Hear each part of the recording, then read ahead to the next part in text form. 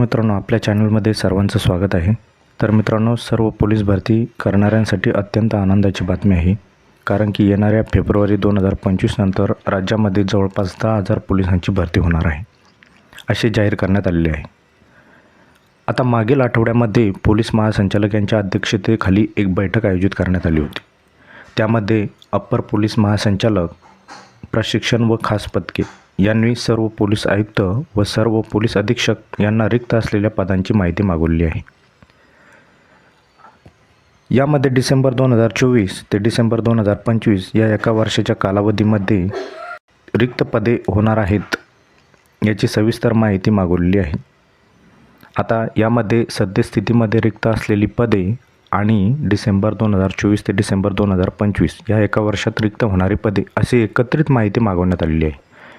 म्हणजे याचा फायदा असा होणार आहे की जी एक वर्षामध्ये होणारे रिक्त पदे आहेत त्यांचा समावेश देखील सध्या स्थितीमध्ये रिक्त असलेल्या पदांमध्ये होणार आहे.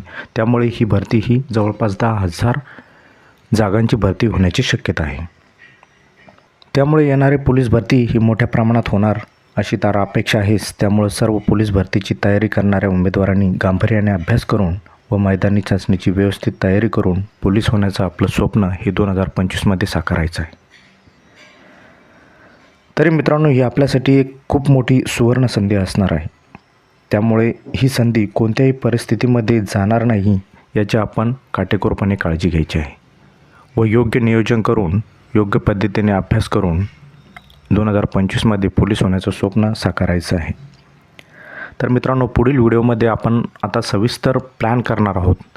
त्यानंतर अभ्यासक्रम कसा असणार आहे, स्ट्रॅटेजी काय असणार आहे, मैदानी चाचणीसाठी किती वेळ द्यायचा, अभ्यासासाठी किती वेळ द्यायचा, तसेच